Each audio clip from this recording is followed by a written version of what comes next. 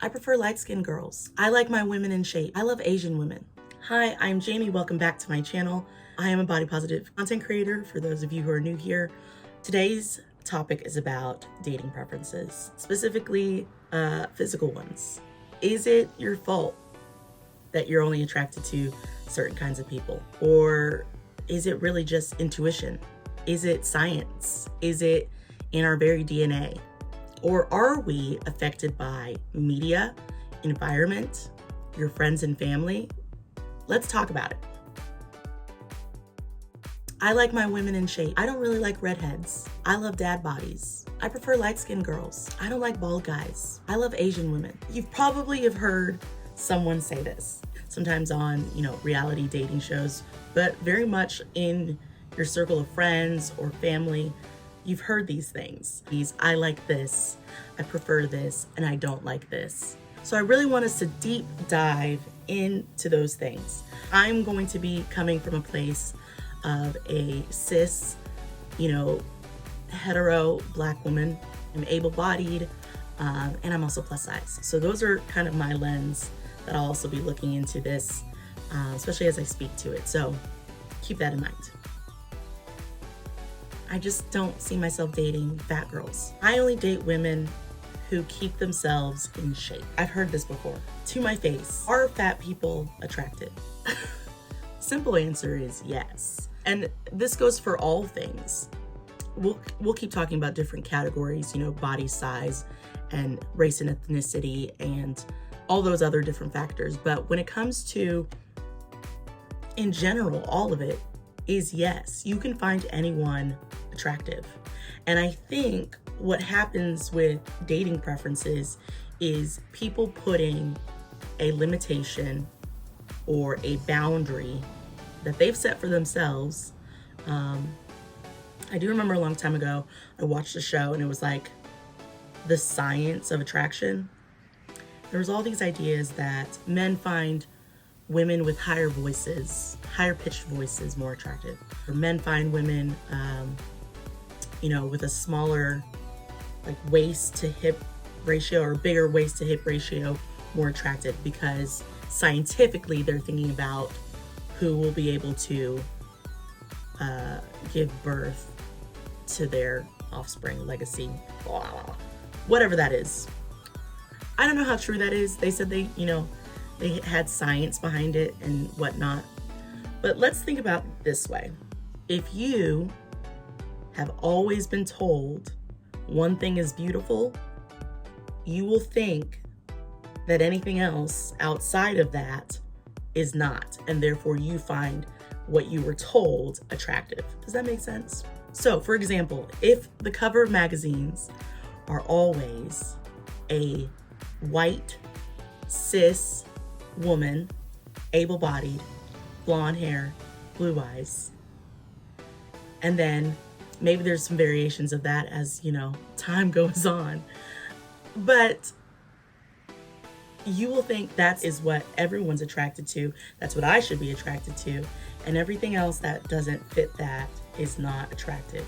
Also, men specifically don't want their friends to not find who they're with not attractive. Despite them personally finding someone attractive, it needs to be approved by their friends. And I think that's everyone. I don't mean to specifically say men. I feel like that could be everyone. I know, for example, I've, started dating someone and my friends were like, oh, show a picture. And I'm like, and I hate that we think like that. We need to be better, but I think that all gets tied into it. So back to my question, are fat people attractive? Yes. But of course, they've not been in that standard of beauty. So because they're on the fringe, people are like, no. But when people do find them attractive, they're like, what's happening? Why do I find this person attractive? I shouldn't find them attractive. Is that what's happening? And it's unfortunate because I feel like people are missing out on opportunities to get to know some really great people.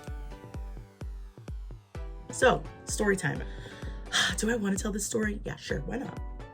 So I was in college and I was friends with this one guy who We kind of did a lot of like different things together, like organizations and clubs together. I've always been kind of like an overachiever, but now I'm truly just burnt out. So that worked out great. But anyway, so we did a lot of things together.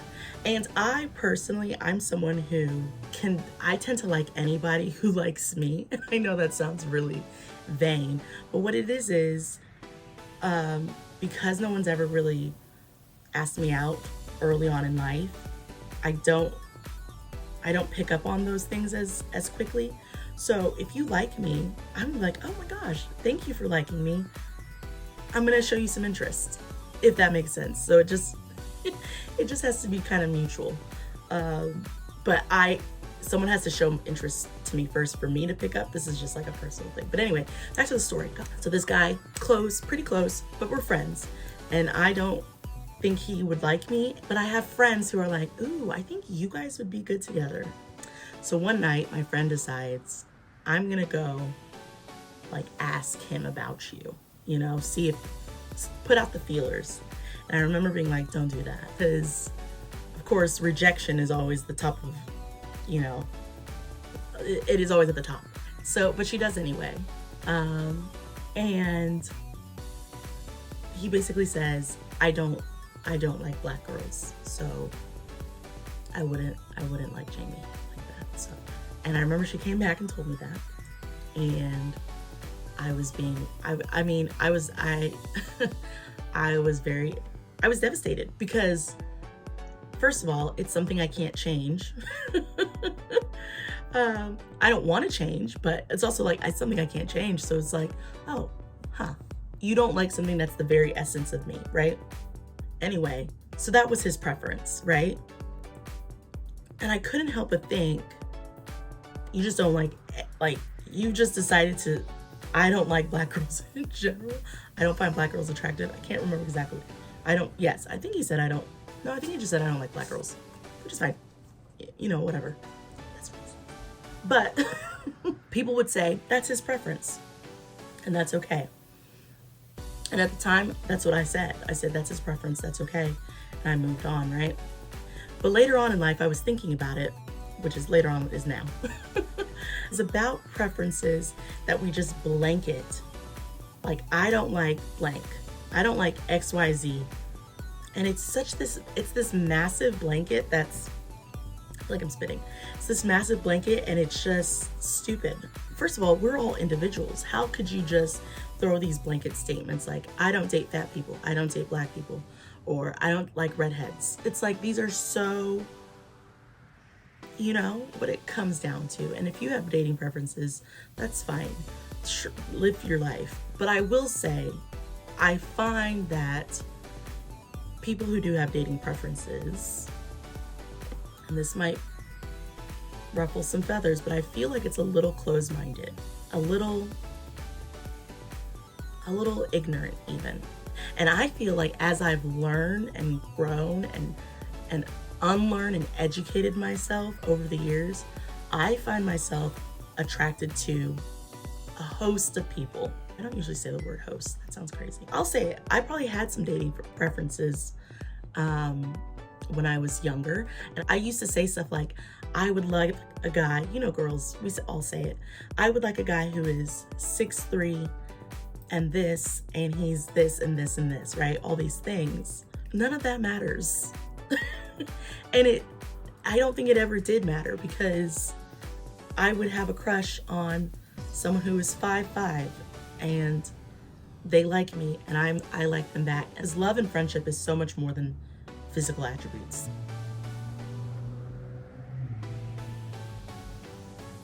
I think what I'd also like to think about is, where do our preferences come from, right?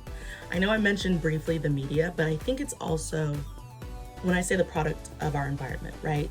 So where you grow up, who your friends are, what your family says is acceptable, who they would like for you to bring home, all of those things play a part.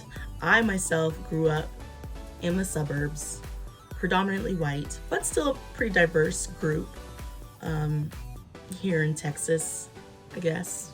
Diverse is diverse as Texas can get, because Texas is, anyway, you know, like I was never like the only black kid in class type thing. So like it was diverse. The church I went to was predominantly white. I grew up Mormon. Have I mentioned that on this trip? But I grew up Mormon, so predominantly white church. And then an okay mix at school. But all of those things play a part in what you find attractive in your dating preferences. But I think you can, what is all the cars? But I think you can sculpt and choose who you want to find attractive and your preferences. When I think about the male gaze, the way men see other men is in a very like hyper masculine way, and that's how they think.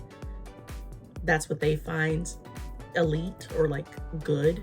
And of course we know that the female gaze, we don't even find that hyper masculine of a man that attractive. Most women don't. But also, like, this is also just, again, what people say, research.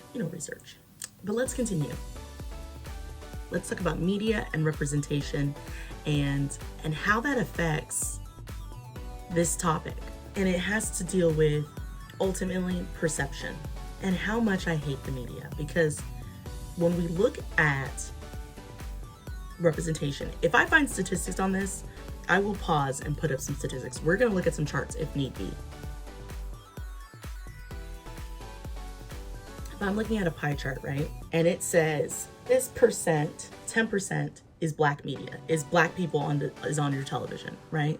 The other 90% will say is whatever. And of that 10%, this is what we're showing you of black people, right? And it's Basketball Wives, and it's Love and Hip Hop, and that's it. Like, that's it. That's your scope. That's your scope of black people is right there. And it doesn't show you a full breadth of who black people are, right? Let's say it. Let's do another one. This is the pie chart, and this little sliver, let's say 1% is disability, showing people with disabilities, right? And we're showing that one movie, Me Before You, I believe, Me Before You. And in that movie, you have a disabled person wanting to end their life. But that's your percentage. You know what I mean? Like, so what I'm saying is, when we also have a very skewed amount of representation, and then it's a very like one note representation. People don't get to see the breadth of different people from from all walks of life. Like I said from the beginning, I want to say it's kind of a small-minded thinking, right? So let's try that whole pie chart now with my preference back in the day, which is guys that are tall, right? Tall guys. And for a lot of women, it's like that too. Pause before I keep going. People have always said, though, that women are by nature more intentionally picky, we'll say, about their partner, because we have the chance to have like an 18-year commitment. If I find that fact, I'll show it to you. You know what I'm talking about. What was I saying before I was saying that?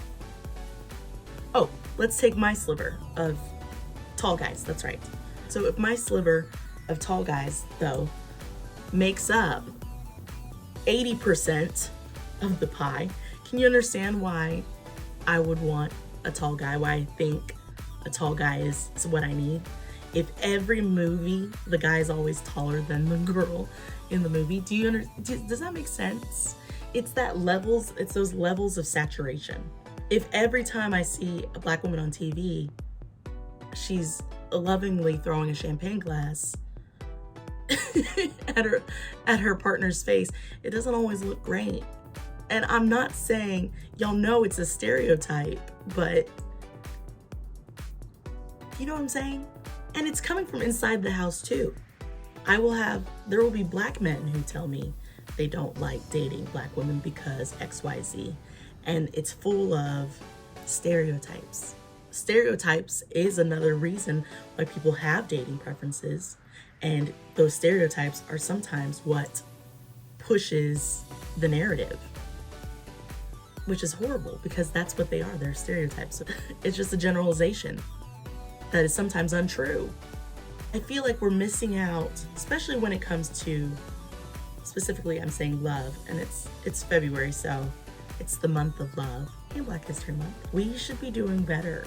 You're missing out on some great opportunities. Okay, speaking of media representation, but in general, I think this one actually gave me a little bit of evidence. And I talked about this on my TikTok. I would play the TikTok, but I'm just gonna repeat it. Actually, maybe I'll play the TikTok. So I've been recently watching Catfish, and I couldn't help but notice on the show that a lot of people who were the ones catfishing other people were Black women and fat women. Now, because I'm both fat and a Black woman, I started thinking, why is that? That's not a coincidence. I mean, honestly, I just came to the conclusion that, Black women and fat people are some of the most underrepresented group when it comes to being seen in love in the media. Think about the lack of representation when it comes to reality dating shows or movies. I feel like every movie is the same hetero white couple. And so if you don't see yourself